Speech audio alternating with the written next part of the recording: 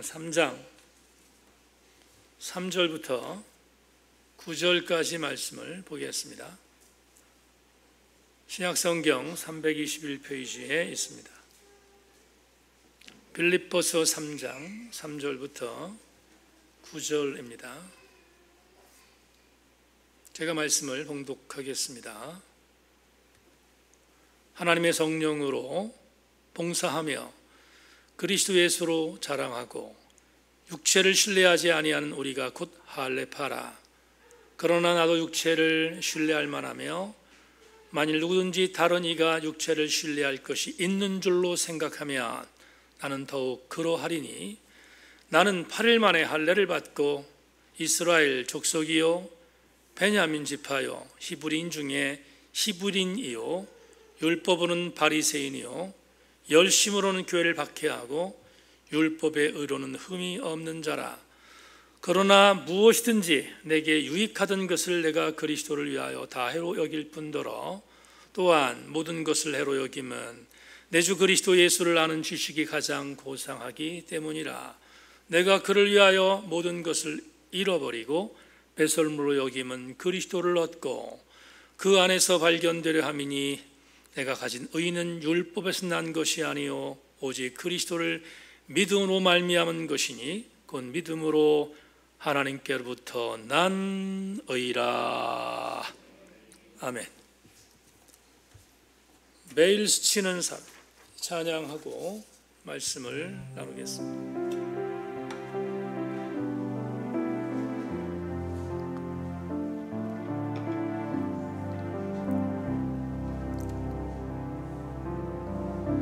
매일 스치는 사람들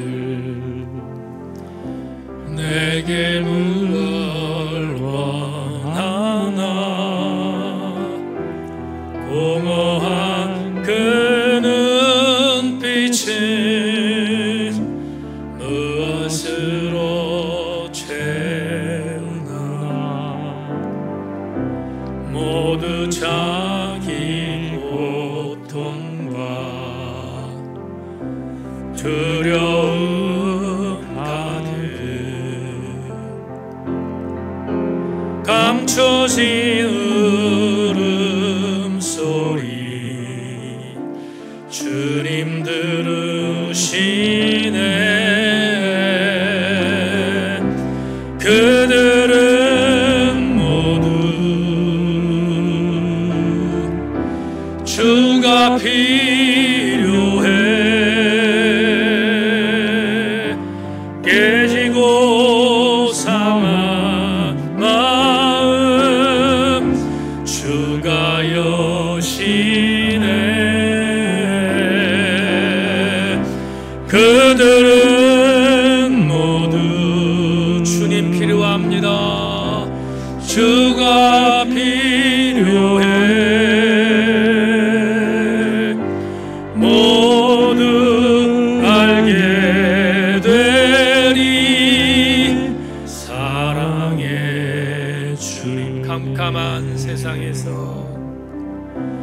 캄캄한 세상에서 빛으로 부름 받아 잃어버린 자들과 나누라고 하시네. 주의 사랑으로만 사랑할 수 있네.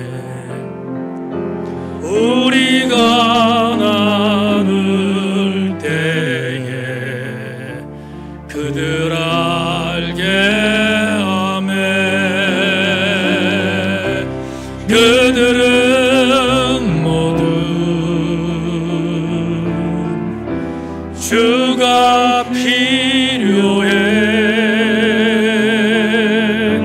깨지고 상한 마음 주가 여시네. 그들은 주가 필요해. 모두 알게 되리. 사랑의 후렴만 다시 한번. 그들은 모두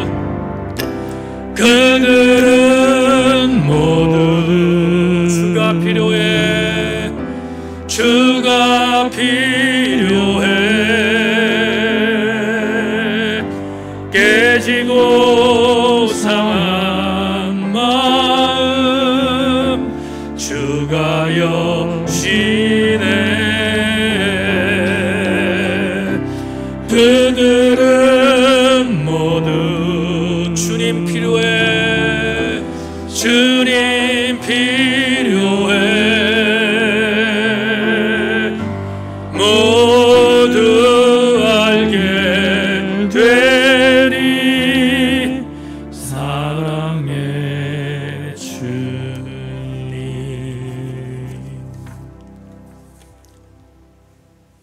신문지상과 인터넷상의 뉴스와 방송의 보도들을 접할 때마다 지금 이 땅이 얼마나 많이 허물어져 있는지를 볼 수 있습니다. 하나님, 이 땅을 치유할 수 있는 능력은 하나님 당신뿐인 줄로 믿사오니 이 땅을 치료하여 주시고 우리 그리스도인들은 하나님의 도구 되게 하여 주시옵소서. 말씀을 받겠습니다. 가슴이 뜨거워지는 그리스도인들 되게 하시고 머리를 찢지 말고 옷을 찢는 우리들 되게 하여 주시옵소서. 성령의 감동으로 우리를 겸손하게 만들어 주시기를 원하오며 예수 그리스도 이름으로 기도하옵나이다. 아멘. 오늘 여러분과 함께 무엇을 버렸습니까? 이런 제목을 갖고 말씀의 은혜를 나누겠습니다.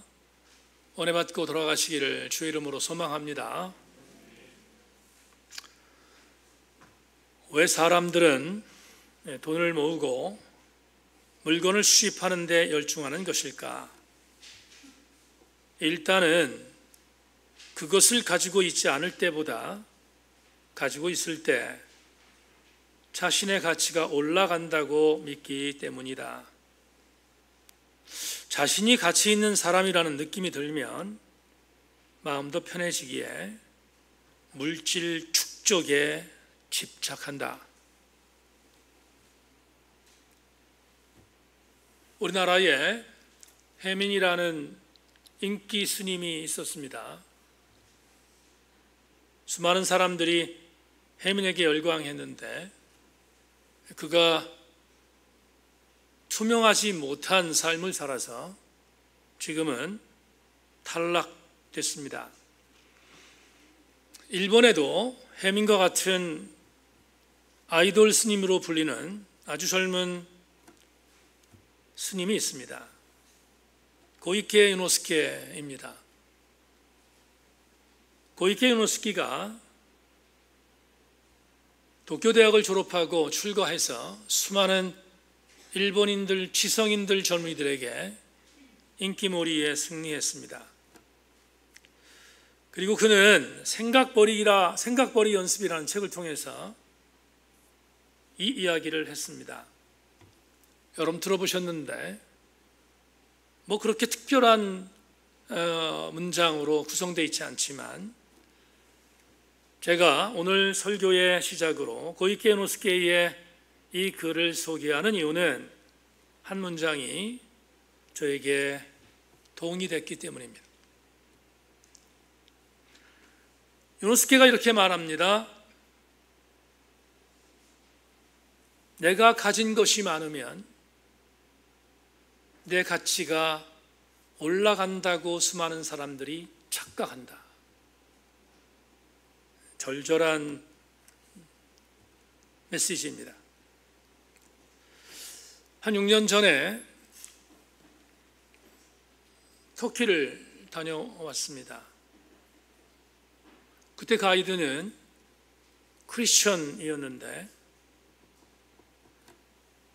가이드가 본인이 경험했던 여행팀들에 대한 이야기를 이렇게 전해 주었습니다.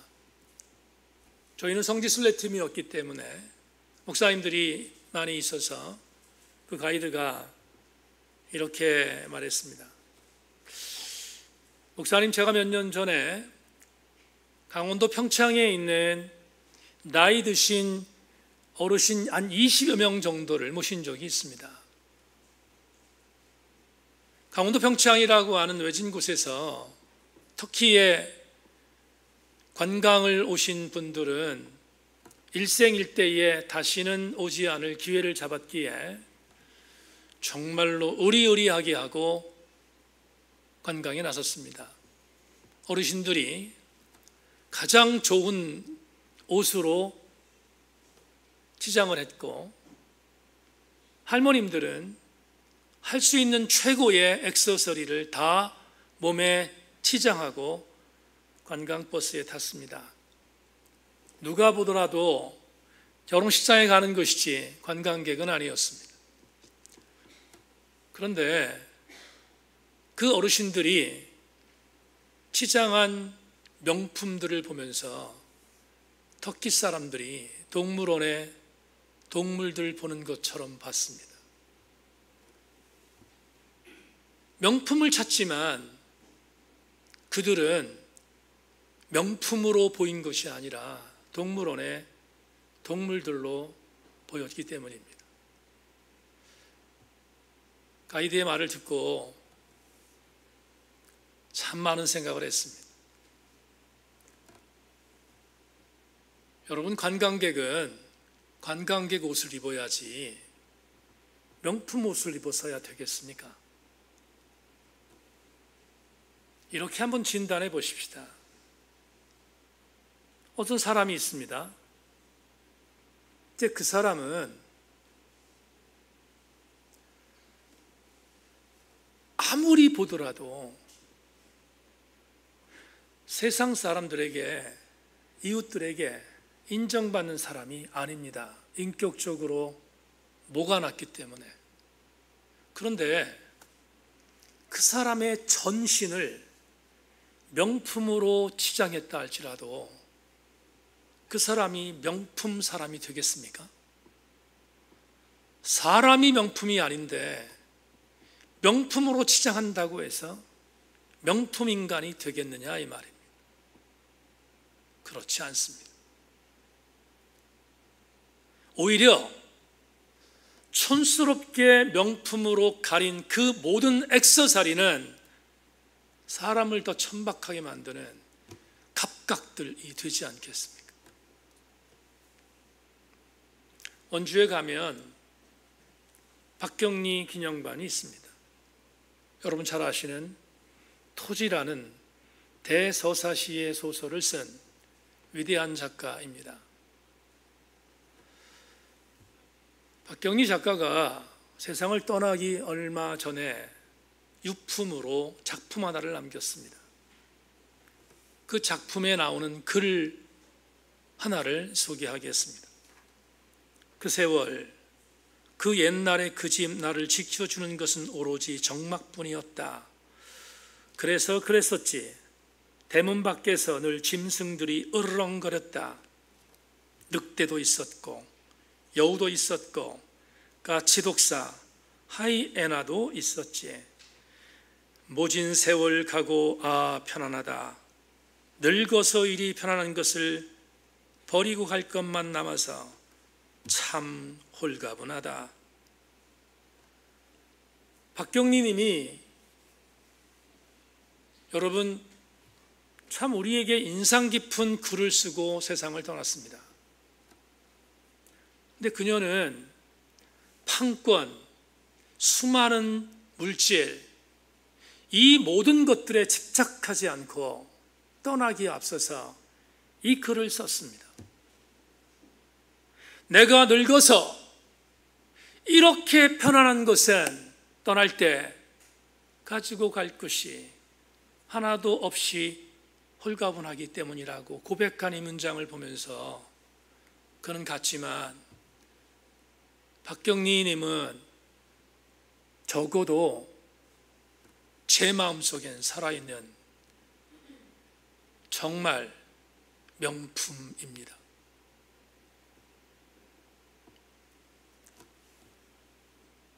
오늘 본문은 사도 바울이 빌립보 교회에 편지한 편지입니다. 그런데 바울이 본인의 과거의 삶의 흔적들을 보고하는 보고의 메시지가 오늘 본문 속에 있습니다. 본문 4절부터 6절을 여러분 자막으로 참고해 주시기를 바랍니다.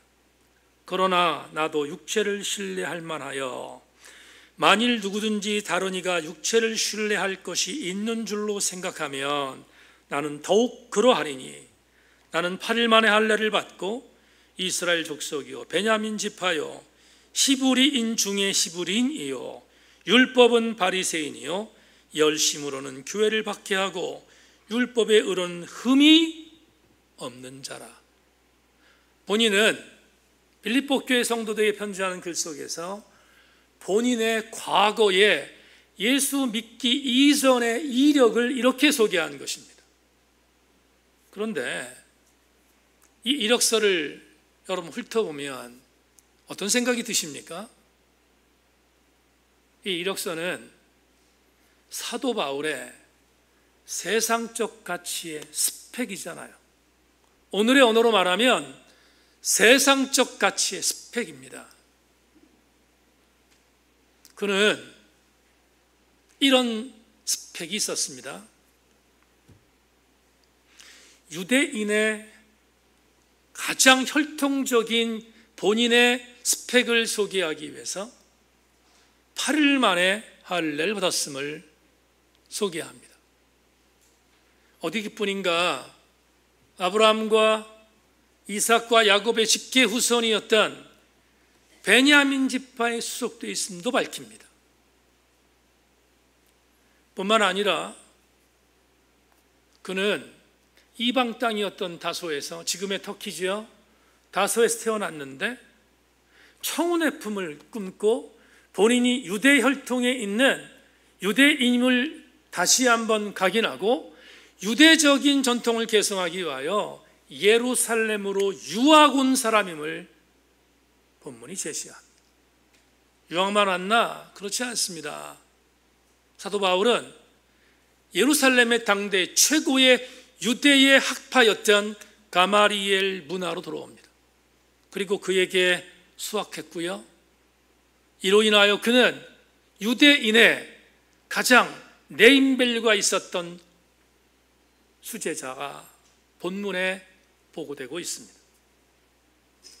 그는 당대 최고의 종교였던 유대교를 흔들고 있는 불과 몇몇 되지 않는 예수 믿는 사람들을 용서할 수 없었습니다.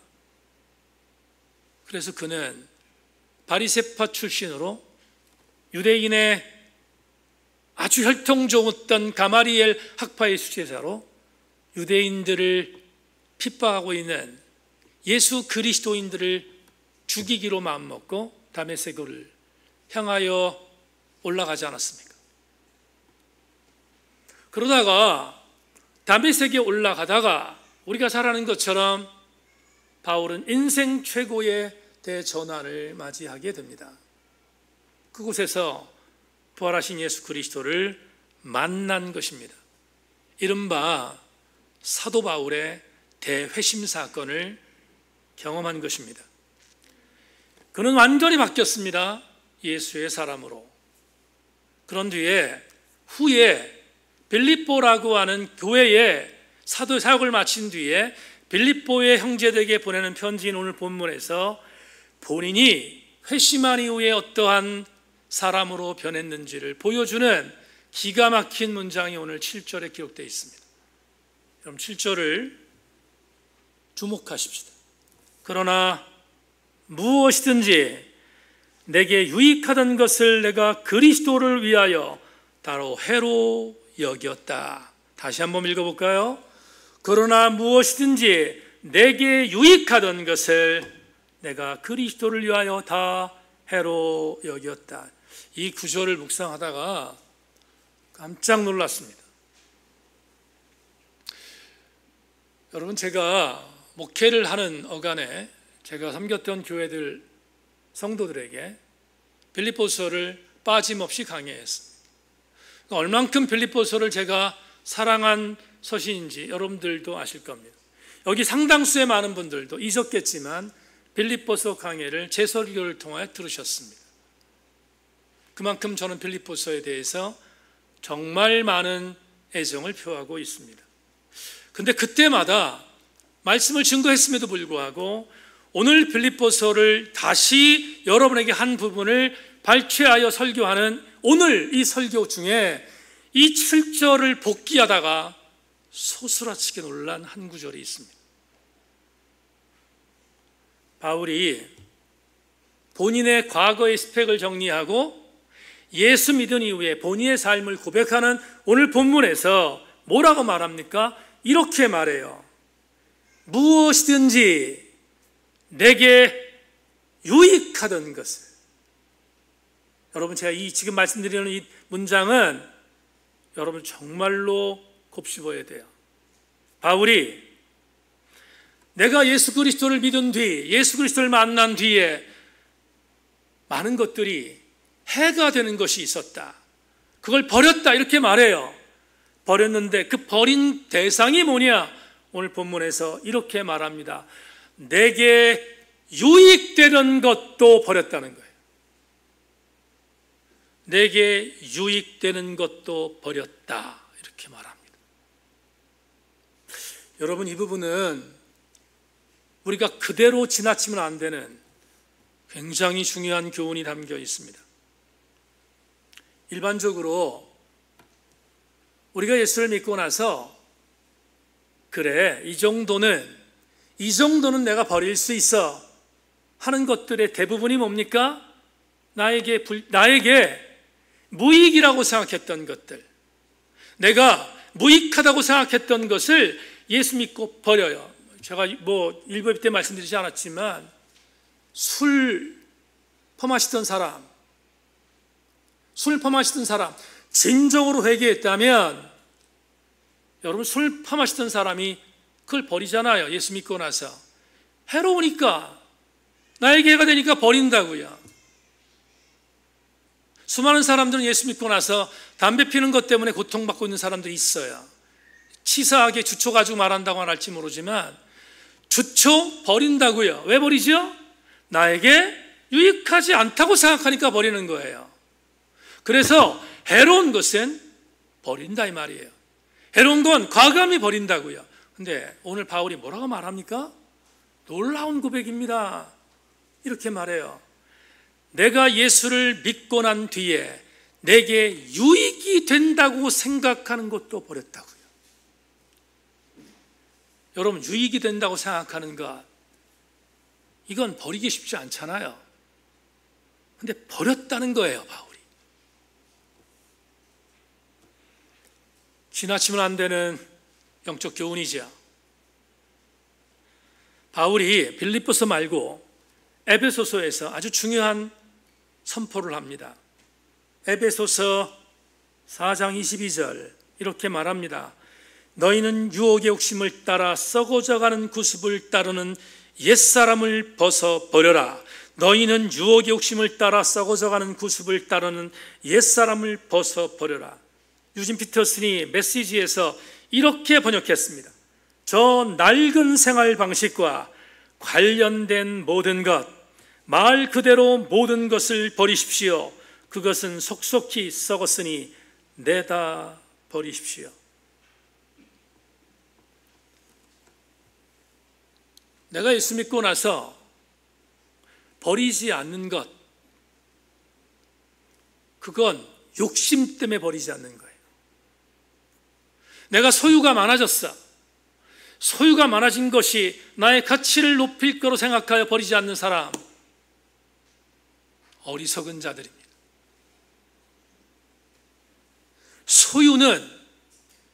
결코 내 가치를 높여주는 하드웨어가 아닙니다. 누가복음 5장 11절을 여러분 읽어드리겠습니다. 그들이 배들을 육지에 대고 모든 것을 버려두고 예수를 따르니라. 누가복음 5장이 뭡니까? 예수께서 베드로와 요한과 안드레에게 사람 낚는 업으로 만들어 주시는 첫 번째 미션이었잖아요. 얘들이 지금 모두가 고기를 잡는 사람들이었는데 주께서 고기를 많이 잡게 하신 뒤에 이렇게 말합니다. 이제부터는 고기를 잡는 자들이 아니라 사람을 낚는 어부가 되라 명령하셨어요. 그러자 이 명령을 받았던 이 세 사람, 추측하는 겁니다. 베드로, 요한, 안드레라고 하는 이 세 사람이 반응한 반응이 누가복음 5장 11절입니다. 여러분, 누가는 의사였어요. 누가복음을 저술한 누가는 의사였기에 굉장히 똑똑했던 사람이었습니다. 인텔리였습니다. 그러기에 이렇게 세밀하게 말합니다. 뭐라고 말하는가? 이렇게 말합니다. 그들이 배들을 육지에 대고 모든 것을 버려두고 예수를 쫓았다. 여러 번 얘기했던 것 같은데 누가가 이렇게 말할 수 있습니다. 누가 이렇게 기록해도 괜찮아요. 어떻게? 그들이 배들을 육지에 대고 예수를 따랐다. 이렇게 기록해도 전혀 문제가 없어요. 이 정도만 되더라도 헌신이고요, 이 정도만 되더라도 충성이라고 말할 수 있습니다. 그런데 누가는 놓치지 않아요. 뭐라고 놓치지 않습니까? 이렇게 기록했습니다. 베드로와 요한과 안드레가 반응한 것은 이것입니다. 그들이 배들을 육지에 대고 모든 것을 버렸다. 이렇게 말합니다. 모든 것을 버리고 예수를 따른 것입니다. 배가 뭐였습니까? 베드로에게 배는 뭐지요? 안드레에게 배는 뭡니까? 그들을 부유롭게 만들어준 유익한 것이었어요. 최고의 유익한 것이었다고요. 그런데 누가가 말합니다. 이 말은 오늘 누가복음 5장 11절 조금 전에 소개했던 이 말은 이런 말이에요. 베드로와 안드레와 요한은 본인들에게 유익한 것까지도 버린 뒤에 예수를 쫓았다. 이 말입니다.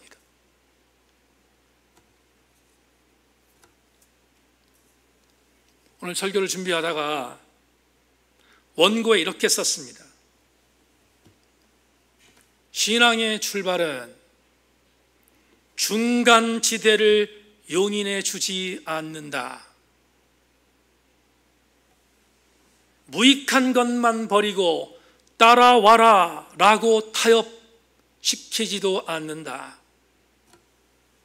대단히 불편하고 유감스럽지만 너에게 유익한 것도 버리고 따라와야 한다고 역설한다.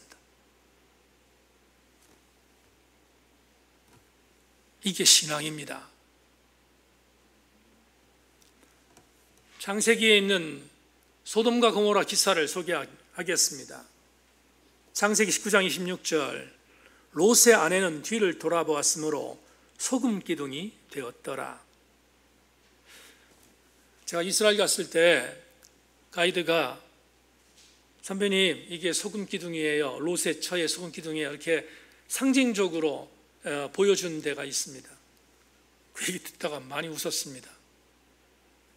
이스라엘 관광청에서 만든 롯의 처이었기 때문입니다.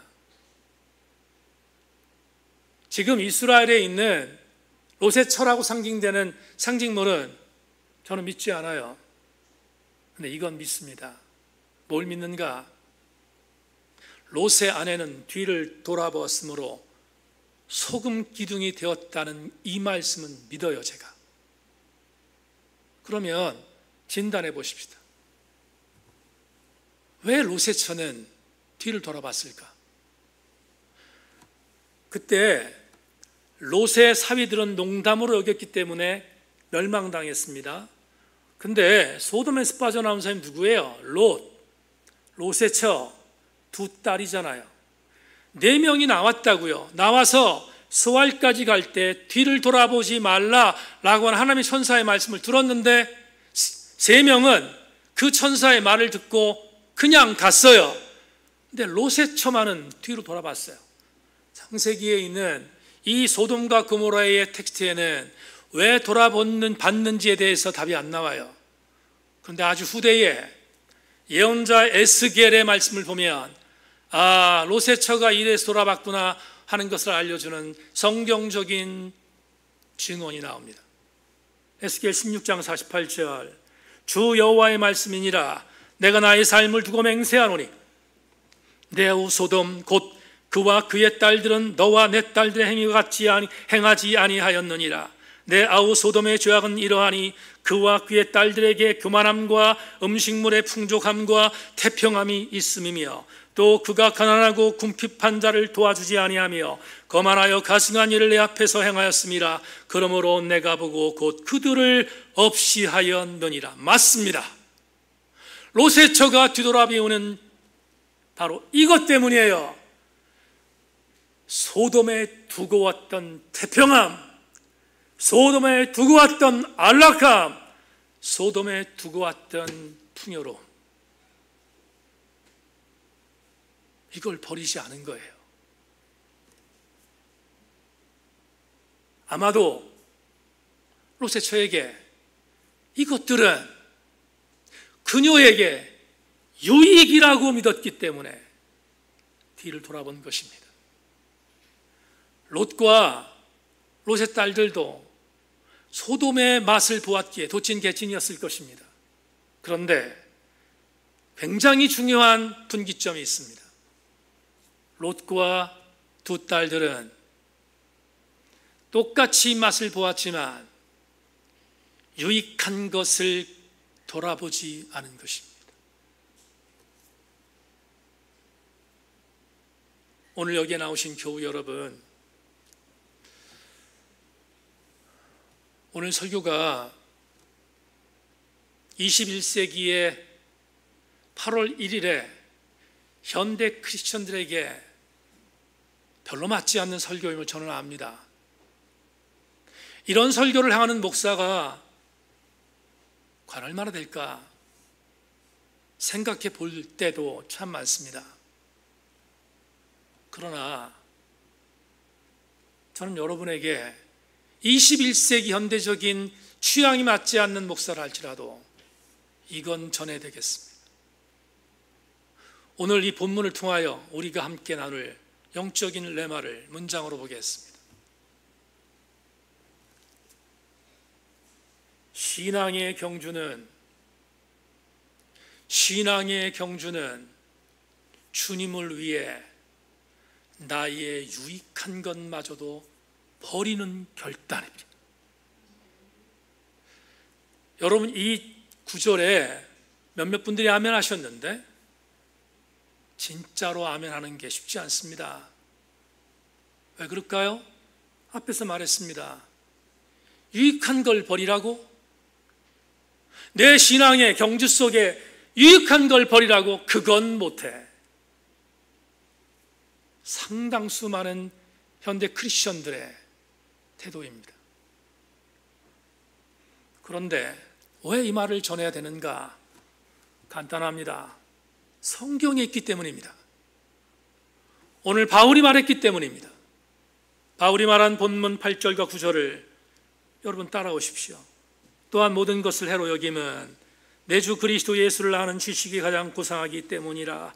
내가 그를 위하여 모든 것을 잃어버리고 배설물로 여김은 그리스도를 얻고 그 안에서 발견되려 함이니 내가 가진 의는 율법에서 난 것이 아니요 오직 그리스도를 믿음으로 말미암은 것이니 곧 믿음으로 하나님께로부터 난 의라.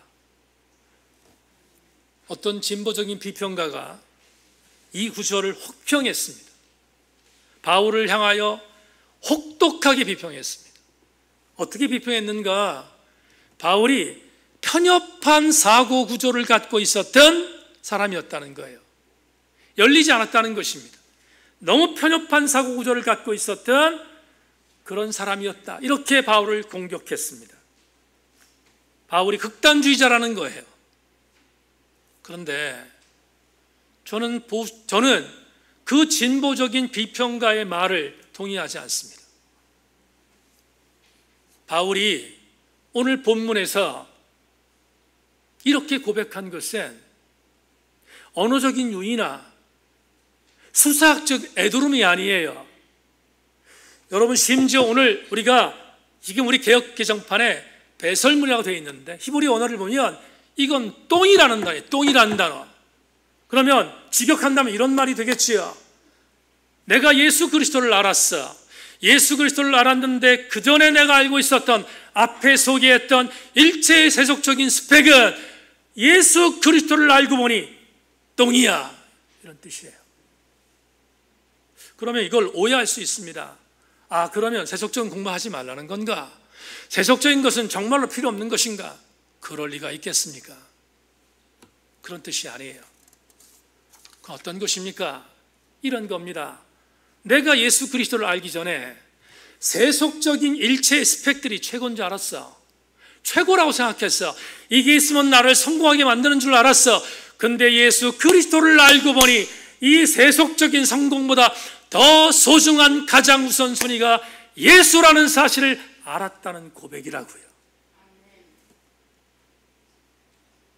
그러니까 바울은 이렇게 말할 수 있었던 겁니다. 내가 예수 그리스도를 알고 난 뒤에 세속적인 스펙을 보니 배설물과 같았다라고 고백한 것입니다. 이제 말씀을 마무리할 시점에 돌아왔습니다. 여러분, 사도 바울의 간증 하나를 더 소개하겠습니다. 바울은 사도행전 1장부터 28장 가운데서 3번에 걸쳐서 본인이 다메섹에서 회심한 사건을 열거하고 있습니다. 누가가 소개한 것이요? 9장은 바울이 회심한 사건을 직접 말하고 있습니다. 그런데 22장과 26장은 바울이 간증하는 것입니다. 바울이 이후에 간증하는 거예요. 그런데 22장을 소개하겠습니다. 22장은 바울이 예수 그리스도를 믿고 나서 그리스도를 증언하는 증인이 되었습니다. 그러자 유대인들이 바울의 변심을 괘씸히 여겨서 바울을 죽이겠다고 생각했습니다. 마침 바울이 자기의 사역을 마치고 로마의 시저 앞에 서야 되는 일이 있어서 그는 죄수가 되지 않으면 로마를 갈 수 없는 일을 알았기에 예루살렘에 올라갑니다. 수많은 사람들이 사도 바울이 예루살렘에 올라가면 죽을 것을 알았기에 만류합니다. 그런데 아시는 것처럼 사도 바울은 내가 주 예수께 받은 사명 곧 그 은혜의 복음을 증거하는 일을 마치기 위해서는 내 생명을 조금도 귀한 것으로 여기지 않는다고 담대히 선포하고 예루살렘에 올라갔습니다. 아니나 다를까 예루살렘에서는 바울을 죽이지 않으면 먹지도 않겠다고 생각했던 자객들이 수두룩하게 있었습니다. 바울이 예루살렘에 도착하자 그를 체포합니다. 산헤드린 공의회에서 파송된 유대의 골수분자들입니다. 바울이 즉결 처분될 수 있는 위기에 빠졌습니다. 산헤드린 공의회는 사람을 죽이면 안 돼요. 법을 어긋납니다. 근데 쥐도새도 모르게 바울을 죽일 수 있었습니다. 그럴 찰나였는데 하나님의 역사겠지요. 당시 로마의 천부장, 로마의 군대 장관 중에 천부장이 당시에 예루살렘의 여러 가지 소유를 진압하기 위하여 주둔하고 있었는데 이 천부장이 이 정보를 알았습니다. 그래서 밑에 있는 부하들인 백부장에게 시켜서 사도 바울의 신병을 확보하라는 그런 명령을 내렸고 바울이 죽기 직전에 극적으로 천부장의 도움으로 살아나게 됐습니다. 그런 뒤에 천부장은 자기의 영내로 사도 바울을 끌고 갑니다. 왜냐하면 정식 재판을 하기 위해서였습니다. 그런데 끌려가기 직전에 바울이 천부장에게 이렇게 말합니다. 헬라말로, 다른 말로 얘기하면 로마의 말로 이렇게 말합니다. 내가 여기 있는 유대인들에게 할 말이 있다. 내가 이들에게 할 말이 있는데 좀 말할 수 있겠는가? 기회를 줄 수 있겠는가를 묻자 천부장이 놀랐습니다. 그래, 행하라, 말하라 명령합니다. 그래서 사도행전 22장은 사도 바울이 어떻게 회심했는지를 쫙 설명하고 있습니다. 사도행전 22장에 바울이 다메섹에서 어떻게 회심했고 그가 어떻게 눈을 뜨게 됐고 쫙 나옵니다. 다 선포한 뒤에 그가 예루살렘에 돌아온 사건에 대해서 말합니다. 여러분, 예루살렘에 돌아온 사도 바울의 일성을 들어보십시오. 사도행전 22장 17절 20절입니다. 후에 내가 예루살렘으로 돌아와서 성전에서 기도할 때 황홀한 중에 봄에 주께서 내게 말씀하시되 속히 예루살렘에서 나가라. 그들은 내가 내게 대하여 증언한 말을 듣지 아니하리라 하시거늘 내가 말하기를 주님, 내가 주를 믿는 사람들을 가두고 또 각 회당에서 때리고 또 주의 증인 스데반이 피를 흘릴 때에 내가 곁에 서서 찬송하고 주 죽이는 사람들의 옷을 지킨 줄 그들도 아나이다. 잠시 부연하겠습니다. 사도 바울이 회심하여 예루살렘에 왔습니다. 예루살렘에 와서 예루살렘에서 그리스도의 증인으로 사역하기 앞서서 기도합니다. 기도하는데 주께서 나타나셨습니다. 바울에게 말합니다. 바울아, 밖으로 나가라. 밖으로 나가서 증언해라. 나에 대해서 증언하라. 바울에게 말합니다. 그래서 바울이 주님, 무서워서 그러는 것이 아니라 밖에 있는 유대인들은 제가 어떠한 존재인 거 다 압니다. 그래서 참 쉽지 않습니다. 그랬더니 한술 더 떠서 주님이 이렇게 말합니다. 여러분, 바울에게 위로해야 될 터인데 바울에게 내가 너와 함께 할 거야 위로해야 되겠는데 바울이 한술 더 뜹니다. 뭐라고 말합니까? 이렇게 말합니다. 바울아, 너가 밖에 나가서 나를 증언할 때 너에게 말하는 모든 사람들은 너의 말을 듣지 않을 거야. 이렇게 말합니다. 무슨 말입니까?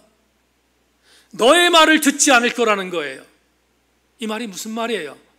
표현하면 이런 말이 됩니다. 바울아, 너 밖에 나가서 나를 증언할 거다. 증언해야 된다. 근데 증언할 때마다 적지 않은 핍박이 너에게 임할 거야. 무섭지 않습니까?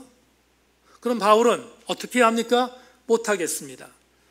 하나님, 날 잡아잡수시든 상관없습니다. 못하겠습니다. 이렇게 말해야 되는데 아시는 것처럼 사도 바울은 예루살렘에서 죽기를 각오하고 예수 그리스도를 증언하고 있습니다. 그런데 제가 오늘 이 말씀을 소개하는 이유가 있습니다. 주께서 바울에게 전해준 게 뭡니까?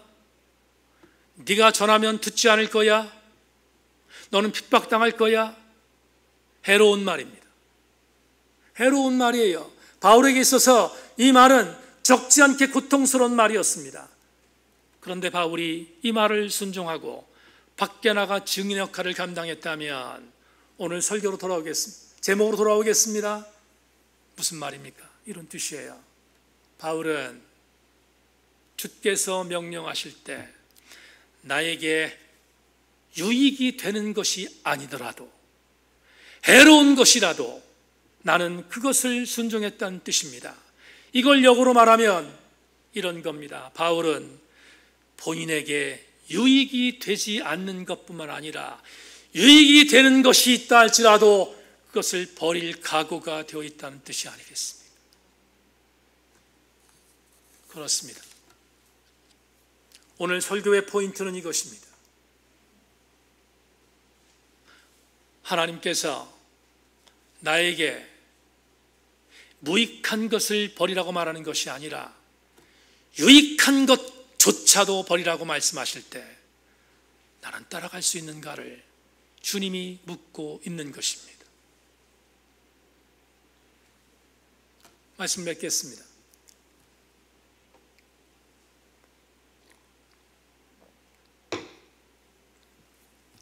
아이든 토조라는 목사님은 19세기와 20세기를 살았던 목사님입니다. 이분이 미국에 사역했는데 미국이 자유주의 물결로 완전히 망가지고 있을 때 여러 가지 핍박을 당했지만 복음주의권에 있는 사역자로 우리에게 참 많은 감동을 준 목사님이 아이든 토조입니다. 근데 아이든 토조의 글을 하나 읽겠는데 이 글을 읽으면 여러분들이 이런 생각이 들어야 합니다. 세상에 저런 미친 목사가 있나? 이걸 말이라고 하나? 라고 생각할 수 있습니다. 미친 목사 같은 역할을 했던 아이든 토조의 한 글을 여러분에게 소개하겠습니다. 특별히 2021년 8월 1일은 더더군다나 이런 설교를 하면 미친 목사 될 수 있습니다. 소개합니다. 그분이 미워하시는 것이라면 당신의 아내가 좋아하는 것이라 할지라도 버려라. 당신의 남편이 사랑하는 것이라도 버려라. 당신이 속한 계급이나 제도나 용납하는 것이라도 물리쳐라. 악이요 잘못된 것이라면, 우리의 거룩하고 의로운 구주께 불쾌감을 드리는 것이라면 우리 시대의 모든 사람들이 받아들인다 하더라도 그것을 단호히 버리고 거부하라.